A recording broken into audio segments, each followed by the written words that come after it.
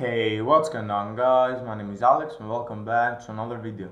Today I'm going to show you how to enable Windows Sandbox. If you do not know what this is pretty simple. It's a virtual machine inside Windows 10 without having to download any programs. As you can see right here, I have VirtualBox and inside it I have Windows 8.1. I've made a couple videos like 2 months ago or 1 month ago. I'm gonna leave them in the top right corner right here where the CSGO is. I'm gonna leave all my Windows 8.1 videos in there. So first of all, before I go through the video, I have to tell you that if you saw my previous video how to download Adobe Photoshop CC 2019, unfortunately it has been taken down due to copyright claims by Adobe Systems Incorporated. I'll try to resolve this as quick as possible, but if you do not see in the next week that this hasn't been resolved and the video has been recovered, then it means that it will get deleted forever. As it says right here, strike expires 27th August 2019.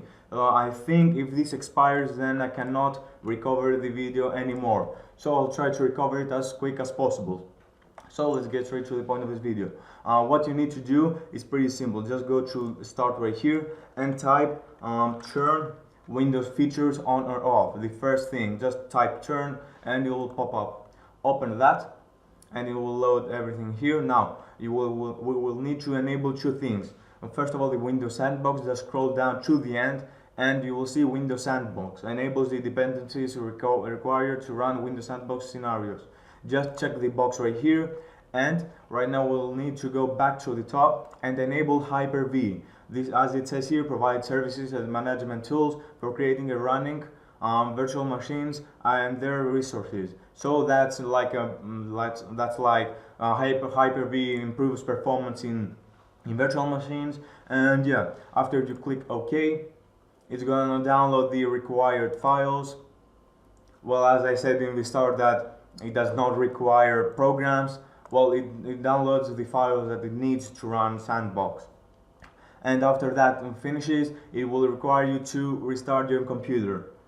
If you don't restart it, then it's not going to work. We're gonna wait for a bit. As you can see, Windows completed the requested changes. Windows needs to reboot your PC to finish installing the requested changes. So I'm gonna see you in about 2 to 3 minutes. I'm gonna stop the recording and restart my computer. See you in 2 minutes. Okay guys, I'm back. So let's try and open right now Windows Sandbox. To open it, just go to the search and type Windows or Sandbox. I'm gonna type Sand, and as you can see right here, Windows Sandbox. I'm gonna say the user account control, just click yes. And it's gonna open right here. The icon in the middle is not high quality. That's how they put it. Whatever, it's gonna take a bit to load. I'm gonna wait for it. It's not going to take a lot, like 5 minutes. As you can see right here, just to load it. And with Windows Sandbox, you can use it for temporarily stuff. You cannot use it for like daily use. Just for daily use. If you need for daily use virtual machines, just you need to install VirtualBox, because if we try and close the program, I will say, are you sure you want to close Windows Sandbox? When Windows Sandbox is closed, all of its contents will be discarded and permanently lost. So it's a temporarily thing. As you can see right here, it's working perfectly fine. If we full screen it, I may make videos in here, but I do not think so because I have already Windows here. It may be a bit laggy, but I do not know how Windows is going to manage the speed right here. And yeah, we're gonna try and close that. Okay, so that's the video guys. Thanks for watching. If you have any video ideas, tell me in the comment section and I'll try to make them in the future. If you have any problems, tell me in the comment section and I'll try to help you as much as possible.